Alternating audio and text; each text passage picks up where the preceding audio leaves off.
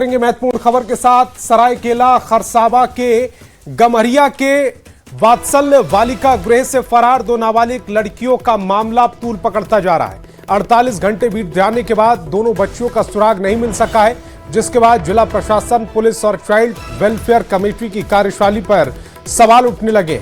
जानकारी के अनुसार मंगलवार रात बालिका गृह से दो नाबालिग लड़कियां अचानक लापता हो गईं।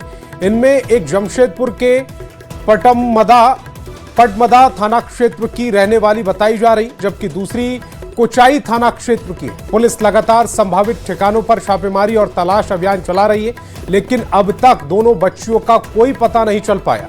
इधर CWC की ओर से दावा किया जा रहा है कि फरार हुई लड़कियों में से एक को उसके कथित प्रेमी के साथ देखे जाने की सूचना मिली है। हालांकि इसकी आधिकारिक पुष्टि अब तक नहीं हो सकी है। घटना के बाद बालिका गृह की सुरक्षा व्यवस्था पर गंभीर सवाल खड़े होने लगे।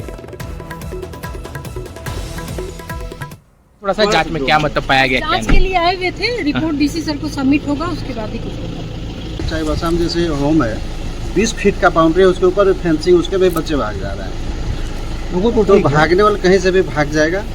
गार्ड आपके पास थे उसको? हाँ, गार्ड है। मैडम तो बोल रही कि गार्ड है। उस समय आधे घंटे के लिए फ्रेश होने गई थी। दो बच्ची घायल और एक पूर्वी सिंहभूम का है और एक सरायकेला खरसावा जिला का। तो अभी आए थे तो गेट में इन करने नहीं दिया जा रहा हम लोग को, सुरक्षा का माध्यम से जो भी हो। अभी आए तो देख रहे हैं कि अभी CCTV लग रहा है और गार्ड का भी आज गार्ड देख रहे हैं कि आज पहला दिन है जो गार्ड यहाँ पर उपस्थित हुआ। तो बालिका गृह की सुरक्षा पर कई गंभीर सवाल खड़े हो रहे हैं। बालिका गृह से कैसे फरार हुई दो नाबालिग? 48 घंटे बीत जाने के बाद भी सुराग क्यों हाथ नहीं लगा है?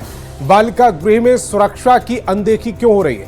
फरार होने के बाद भी क्यों इंस्टॉल नहीं हुए हैं CCTV? सुरक्षा गार्ड का क्यों इंतजाम नहीं था? दोषी अधिकारी और कर्मचारियों पर कार्रवाई आखिरकार कब तक होगी? और आशीष मेरे सहयोगी ज्यादा जानकारी के साथ फोन लाइन पर जुड़ रहे हैं। आशीष, मामला बहुत गंभीर है और अब तक 48 घंटे बीत जाने के बाद भी दोनों बच्चियों का कोई सुराग हाथ नहीं लगा है। सवाल बड़े होते जा रहे हैं। जी सही कहा, ये कहीं ना कहीं सुरक्षा पर सवाल खड़ा होता है, क्योंकि सरायकेला जिले के गम्हरिया थाना क्षेत्र में बाल गृह से जो दो नाबालिग बच्चियां फरार हो गई है और उसके बाद अब तक कोई बच्चियों की सुराग नहीं मिल पाई। हालांकि आज जो बता दूं कि चाइल्ड वेलफेयर और SP जो है मौके पर पहुंची और पूरी तरह से जांच की गई। जांच में सुरक्षा के कई मापदंड जो है वो नहीं पाए गए, जिससे CCTV कैमरे हो या सुरक्षा गार्ड हो वो भी लापता वहां से थे। तो कहीं ना कहीं सुरक्षा को लेकर लापरवाही की गई है। मगर सबसे बड़ा सवाल ये होता है कि दो नाबालिग बच्ची वहां से जो फरार हुई है वो कहाँ है, कैसी स्थिति में, ये एक सबसे बड़ा सवाल है। हालांकि अब मौके पर तमाम विभाग की टीम वहां पहुंचे हुए हैं। आशीष, खबर ये मिल रही है कि उनमें से एक बच्ची अपने कथित बॉयफ्रेंड के साथ देखी गई है। हालांकि अभी प्रशासन की ओर से इस बात की पुष्टि नहीं की गई है। इस बात में, इस खबर में कितनी सच्चाई है? बता दूं कि जिस तरह सूत्रों के मुताबिक बातें सामने है कि जो एक नाबालिग बच्ची है वो फरार हो गई है, वो अपने बॉयफ्रेंड के साथ दिखी है, मगर अभी तक जिला प्रशासन की ओर से कोई इस चीज पर पुष्टि नहीं की गई है। मगर ये कहीं ना कहीं एक बड़ा सवाल होता है सुरक्षा को लेकर कि किस तरह लड़कियां जो है बालगिरी से भागती है और उसके बाद वो अपने बॉयफ्रेंड के साथ भी घूम रही है। हालांकि 48 घंटे बीत जाने के बाद जो है जिला प्रशासन की आंख खुलती है और वो जांच के लिए वहां पहुंचती है। कहीं ना कहीं एक बड़ी चूक हुई है। अब देखना यह है कि दोनों नाबालिग बच्चियों को कैसे सुरक्षित वहां लाया जाता है और कहीं ना कहीं जो सवाल कई गंभीर है, लेकिन अब तक इनका जवाब नहीं मिल पाया है। आशीष, आप हमारे साथ जुड़े, आपका बहुत बहुत शुक्रिया। और जामताड़ा से बड़ी खबर मिल रही, सड़क किनारे हादसे में एक युवक की मौत हो गई है। स्कूटी सवार दो युवक की हालत गंभीर बताई जा रही है। तेज रफ्तार डंपर ने स्कूटी को कुचल दिया। मुआवजे की मांग पर सड़क को जाम रखा गया। डंपर ड्राइवर पर लापरवाही का आरोप लगा। दुमका रोड में बिजली ऑफिस के पास यह घटना घटी है। बताया जा रहा है कि कुछ साल पहले ही चौकीदार कल्पना राय के पति की मौत भी एक सड़क हादसे में हो गई थी। अब पति के बाद उनके इकलौते बेटी की इस तरह मौत हो जाने से मां और पूरे परिवार का रो रो कर बुरा हाल है। पूरे तिलाबाद गांव में इस घटना के बाद मातम पसरा हुआ है। ठीक है, बैटरी वाला स्कूटी था और आगे ट्रक था। हम लोग आगे मतलब हाईवा जो कोयला वैला लोड करता वो सब था।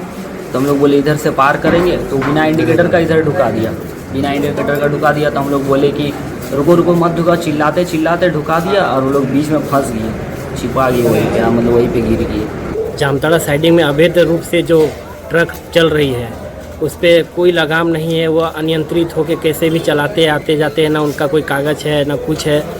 और इसी तरह आज एक घटना घट गई दूसरे पेट्रोल पंप में। ये बच्चे अपने सही रास्ता से जा रहे थे, जब तक ये ट्रक वालों को आवाज़ दिए, ट्रक वालों ने इसको धक्का दिया। 2 बच्चे जो राइट साइड गिरे उनको चोट लगी है, जिसमें माइनर चोट है, और एक लड़का जो लेफ्ट साइड गिरा है उसका स्पॉट पे ही देहांत हो गया। खबर देवघर से, जहां चोरों ने टूरिस्ट वैन को ही निशाना बना दिया। टूरिस्ट वैन से लाखों की चोरी हुई है, जिससे यात्रियों में आक्रोश देखने को मिल रहा है। जानकारी के मुताबिक पटना से रिटेल काउंटर के मैनेजर की एक टीम देवघर पूजा करने के लिए पहुंची थी। शिवगंगा के पास नेहरू पार्क में वैन खड़ी थी, जिससे यात्रियों में सारे सामान भी थे। घटना के वक्त सभी यात्री पूजा करने गए थे। लौटने पर वैन से सामान गायब मिला। फिलहाल पुलिस ने मामला दर्ज कर लिया है, आगे की जांच की जा रही है।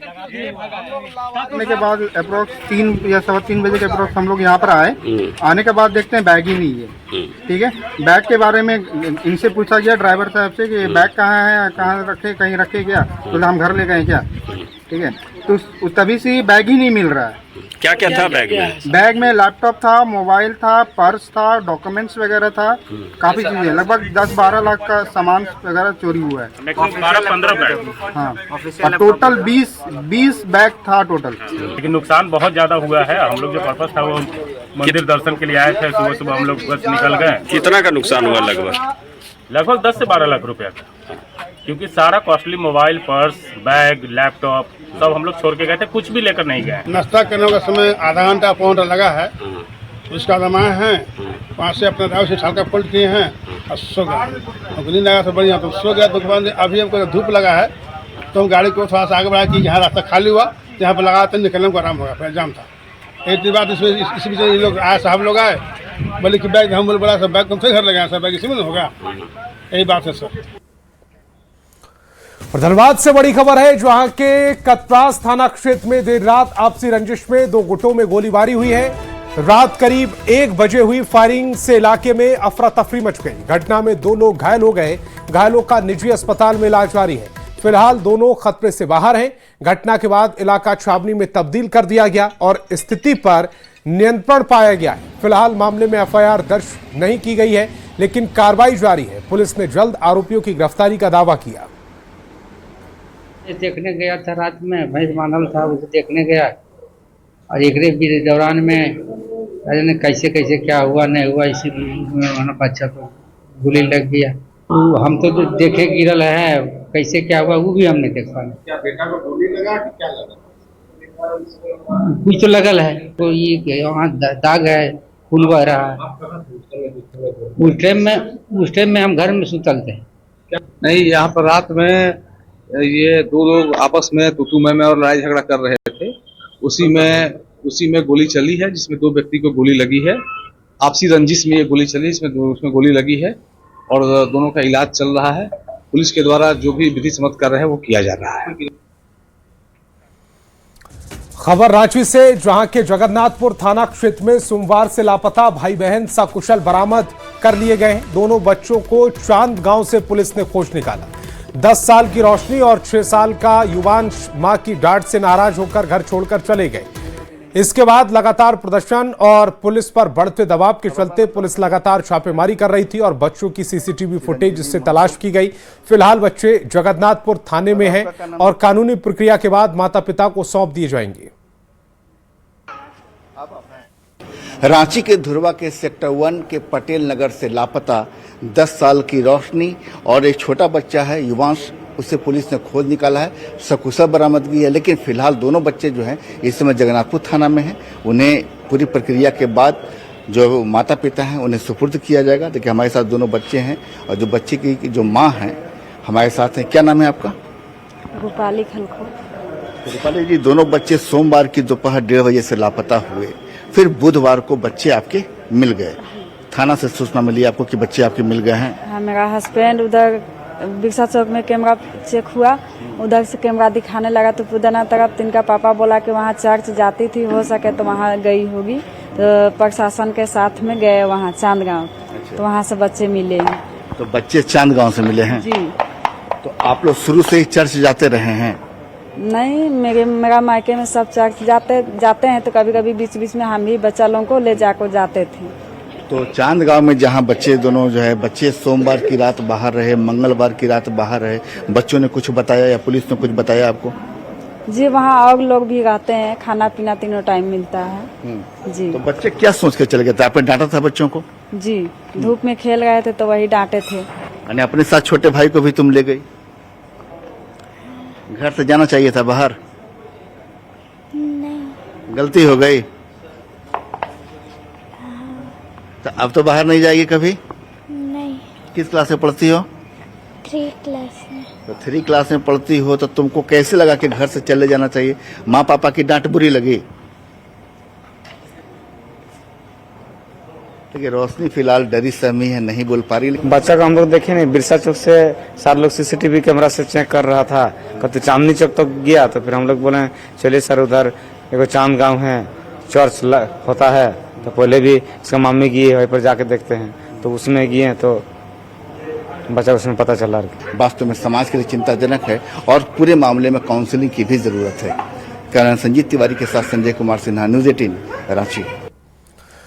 और गुमला के बहुचर्चित बुरुहातू नरसंहार मामले में अदालत ने अमृत टोपनो समेत 7 दोषियों को उम्र कैद की सजा सुनाई है।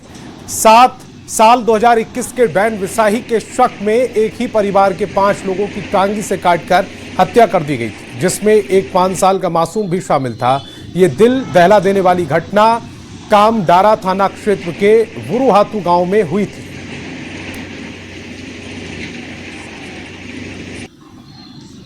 और हजारीबाग से बड़ी खबर है, जहां के सबसे बड़े अस्पताल शेख भिखारी मेडिकल कॉलेज अस्पताल में बदहाल स्वास्थ्य व्यवस्था की तस्वीर सामने आई। करोड़ों रुपए के बजट, बड़े बड़े जनरेटर और सोलर सिस्टम होने के बावजूद अस्पताल में बिजली कटते ही मरीज गर्मी से तड़पने लगे। भीषण गर्मी में मरीजों के लिए अस्पताल में पंखे तक नहीं है।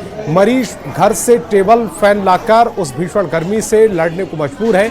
मरीजों के परिजनों का आरोप है कि एक वार्ड में 14 से 15 बेड लगाए गए हैं, लेकिन वहां केवल 2 या 3 सीलिंग फैन लगे हैं, जिनमें से कई खराब पड़े। और खुद यहाँ पे पंखा सीलिंग फैन भी नहीं है, खुद का हमको खुद अपना पंखा खरीदना पड़ा, टेबल फैन। दिक्कत तो है, अभी खुद को पेशेंट जो है रात रात भर खुद पंखा चलाना पड़ रहा है, जहाँ पे पंखा जिसको नहीं है। गर्मी बहुत ज्यादा है।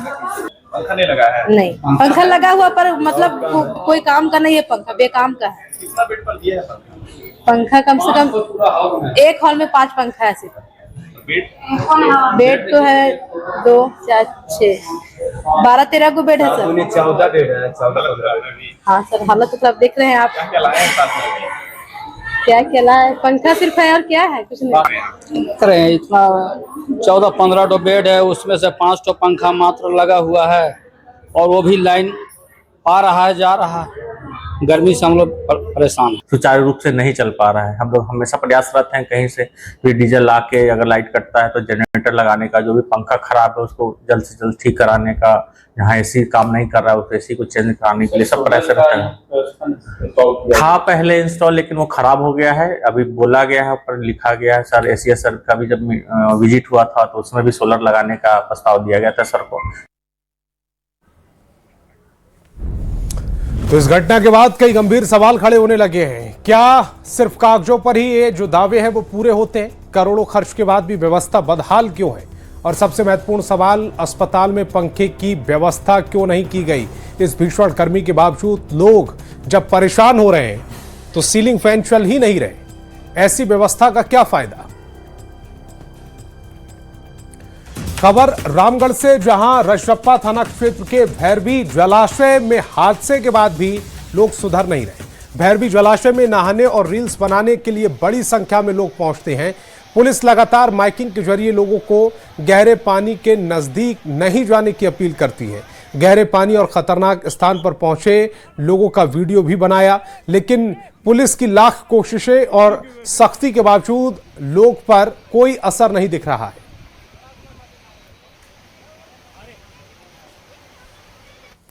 और सिमडेगा में 108 एम्बुलेंस सेवा की हालत पस्ता है, जिसमें जिले की कुल 13 एम्बुलेंस हैं, जिसमें से 9 एम्बुलेंस बिल्कुल डेड पड़ी हैं। इनकी हालत ऐसी है कि ये हिल भी नहीं सकती। बची हुई 4 एम्बुलेंस की भी स्थिति खराब है, कभी भी रास्ते में खड़ी हो सकती है। सरकार ने मरीजों के लिए 108 एम्बुलेंस सेवा 2017 में शुरू की। केवल 9 साल में ही एम्बुलेंस सेवा लाचार हो गई।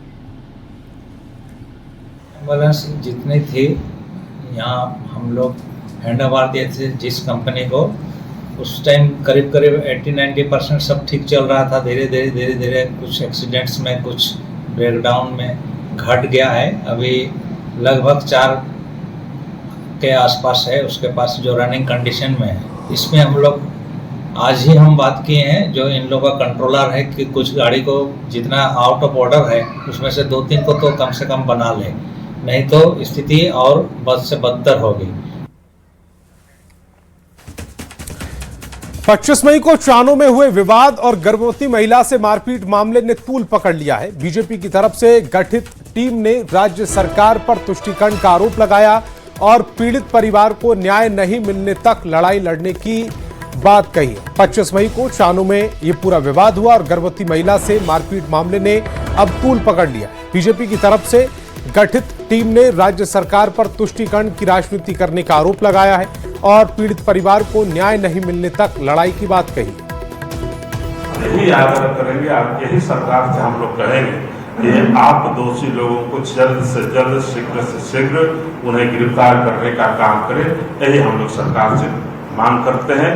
और यदि सरकार इस दिशा में काम नहीं करती है, गिरफ्तार नहीं करती है, तो निश्चित रूप से भारतीय जनता पार्टी कानूनी रूप से लड़ाई लड़ते हुए जो भी कदम उठाने का काम रहेगी, भारतीय जनता पार्टी उठाने का काम करेगी।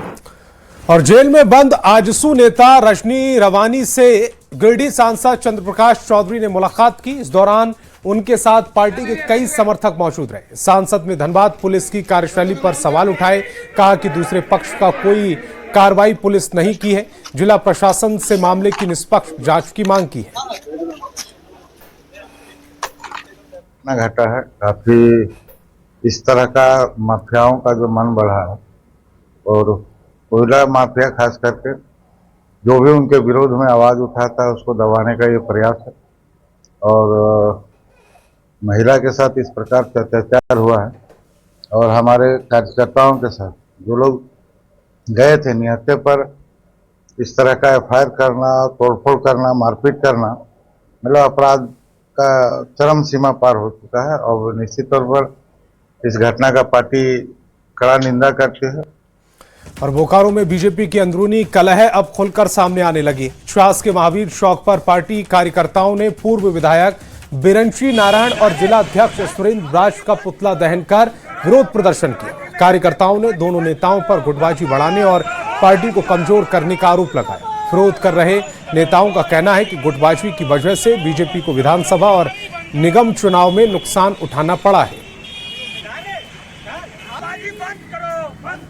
पुतला इसलिए फूका जा रहा है कि बिरंची नारायण जी चार बोकारो में भाजपा के गुटबाजी स्तर पे जो काम कर रहे हैं, आज उस हिसाब से आप देखते जाइए कि भाजपा का क्या अस्तित्व रह गया बोकारो में।